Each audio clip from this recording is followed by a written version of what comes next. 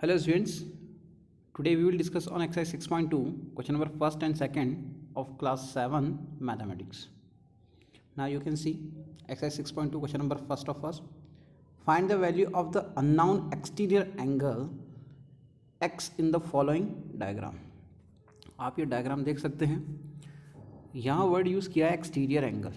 Exterior angle का meaning क्या होता है? हम बात करें यहाँ पर exterior angle and interior angle.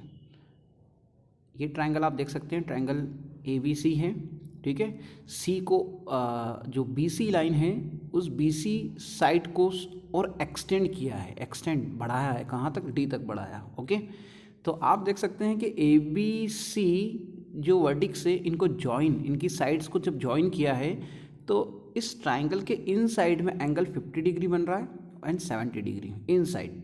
Okay, वैसे देखा जाए तो C के ये यहाँ भी एंगल बन रहा है बट वो उस गिवन ही नहीं है, इसलिए हम उस पर बात नहीं कर रहे हैं. तो ट्रायंगल के इन साइड जो एंगल्स बनते हैं उनको कहते हैं इंटीरियर एंगल.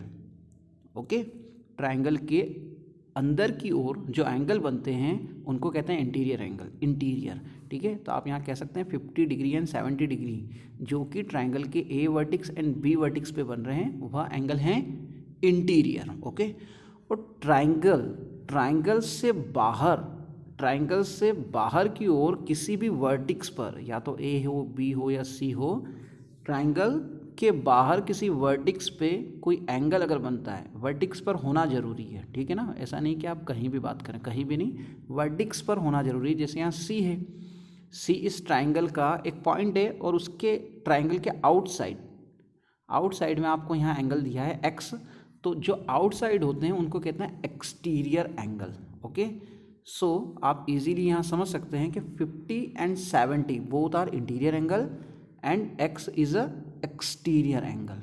ओके, तो क्वेश्चन कह रहा है कि एक्सटीरियर एंगल इस X की वैल्यू हमें फाइंड करना है. सिंपल सा स्टेटमेंट होता है इसका, एक प्रॉपर्टी होती है, आप ये यहाँ देख सकते हैं प्रॉपर्टी.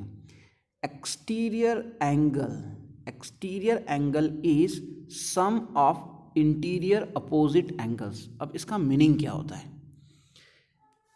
एक्सटीरियर एंगल मीन्स ये एक्सटीरियर एंगल जो X है, ठीक है, इसकी वैल्यू जो होती है सम ऑफ इंटीरियर एंगल के सम. बट कौन से होने चाहिए इंटीरियर एंगल इसके जो एक्सटीरियर एंगल है उसका अपोजिट होने चाहिए.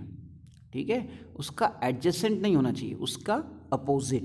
तो आप यहाँ देख सकते हैं सी के अपोजिट अगर ये डायरेक्शन की बात करें तो B होगा और इस डायरेक्शन की बात करें तो A.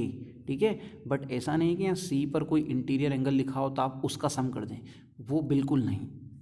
अपोजिट कहा है मीन्स C के अपोजिट कौन है? B and A. तो A वर्टिक्स पे जो एंगल बन रहा है वो और B वर्टिक्स पे जो एंगल बन रहा है उन दोनों का सम इस एक्सटीरियर X के इक्वल होगा. ठीक है, अपोजिट वर्ड पता होना जरूरी है आपको. तो एक्सटीरियर एंगल मीन्स X जो होगा वह सम ऑफ इंटीरियर एंगल 50 और 70 के इंटीरियर जो कि अपोजिट एंगल होना चाहिए, है ना, अपोजिट, तो उनके सम के इक्वल होता है. तो यहाँ सिंपल सा है, आप देख सकते हैं यहाँ पर इन ट्रायंगल ABC, आपको ट्रायंगल ABC दिख रहा है. एंगल, ये एंगल का सिंबल है. ठीक है, एंगल ACD ये एक्सटीरियर है, बाहर की ओर जा रहा है. ACD equal to X diagram में दिख रहा है. Angle A equals to 50 degree, angle B equals to 70 degree given है. जैसे यहाँ एंगल A लिखा है, एंगल B लिखा है, अभी डायरेक्टली यहाँ पर एंगल C भी लिख सकते हैं, उसमें कोई इशू नहीं है. लेकिन यहाँ C पर 2 केसेस हैं. कौन कौन से हैं सुनना आप. एक है ACD जो कि एक्सटीरियर है. अगर हम इंटीरियर की बात करेंगे तो वो होगा ACB, वो इंटीरियर होगा.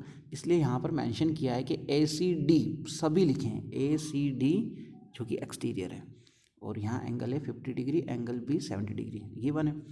अब आपको पता है, अभी प्रॉपर्टी पढ़ी आपने कि ये X की जो वैल्यू होगी वह इस C पॉइंट पर अपोजिट 50 और 70 के सम के इक्वल होगी. तो X equals to 50 + 70, answer is 120. ओके, एक और करते हैं इस टाइप का क्वेश्चन. हम देखें यहाँ पर 4th है, ये ट्रायंगल दिख रहा है, ट्राइंगल दिख रहा है, ट्राइंगल के अंदर आपको 60 60 और आर पर एक्स है, तो एक्स के इस आर के अपोजिट है ना पी एंड सी, तो वहाँ 60 60, तो आपको इजीली पता है कि एक्स की वैल्यू फाइंड करना है तो अपोजिट एंगल 60 60 को प्लस कर दें, ठीक है। तो यहाँ directly in triangle P Q R जो दिख रहा है लिख दें आप कि एंगल पी आर एस, ये पी, ये आर, ये एस, एक्स है। हमेशा एक बात ध्यान रखना, जहाँ एंगल बनता है ना, जिस पॉइंट पर एंगल बनता है उस पॉइंट को हमेशा बीच में लिखना पड़ता है। देखिए आप आर बीच में लिखा हुआ है क्योंकि आर पर एक्स एंगल है, आर पर एक्स एंगल है, इसलिए angle R equal to x. Angle जिस पॉइंट पर होता है उसको बीच में लिखा जाता है। देख सकते हैं आप आर को पी और एस के बीच में लिखा हुआ है, ठीक है। फिर आपको दिख रहा है यहाँ पर कि एंगल पी 60 डिग्री है, यस। एंगल क्यू 60 डिग्री है, यस। वी नो दैट, जानते हैं अपन, क्या जानते हैं, एक्सटीरियर एंगल जो होता है, exterior angle is sum of interior opposite angle. जो बाहर का एंगल है एक्सटीरियर एक्स, वह इसके अपोजिट 60 60 के सम के इक्वल होगा, ठीक है। So x equal to 60 plus 60, 60 plus 60, answer is 120। Okay, now next question 6.2 का क्वेश्चन नंबर सेकंड है, find the value of the unknown interior angle. अब कह रहा है इंटीरियर एंगल फाइंड करना है, ठीक है। तो आप यहाँ देखें, आप यहाँ इंटीरियर कौन कौन है, 50 एंड x, और एक्सटीरियर कौन है 115। सिंपल सी प्रॉपर्टी जो पहले पढ़ा है वही। क्या करें यहाँ पर, पहले तो यहाँ गिवन जितने भी हों सारे लिख दिए। क्या लिखा है, A C D, angle A C D C, जहाँ एंगल बनता है बीच में लिखना पड़ता है। ये देखें ए और डी के बीच में सी लिखा हुआ है। कितना बन रहा है 115। एंगल ए कितना है 50 डिग्री, एंगल बी कितना है एक्स, ठीक है। We know that, property apply करें।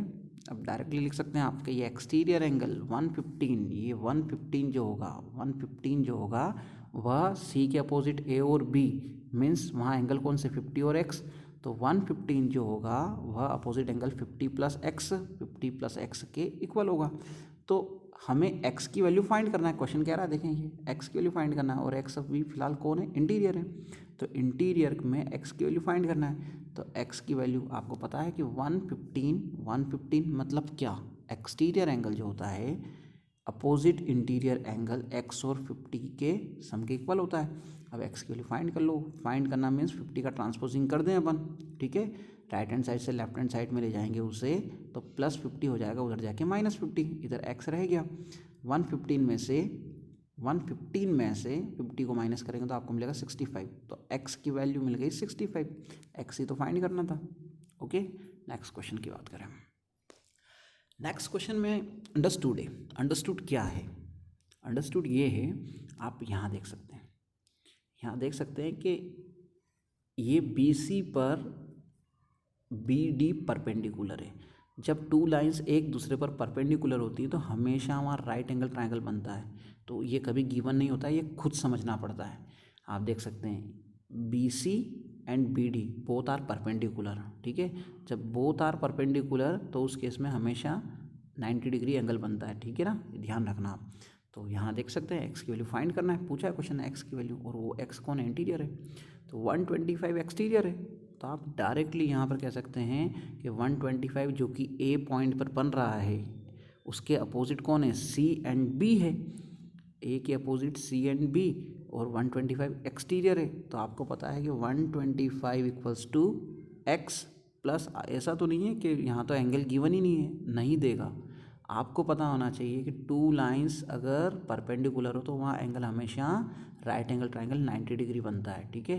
तो यहाँ 90 है, तो 125 इक्वल्स टू x प्लस 90 या 90 प्लस x फाइंड करना है। 90 का ट्रांसपोजिंग करते हैं राइट हैंड साइड से लेफ्ट हैंड साइड में।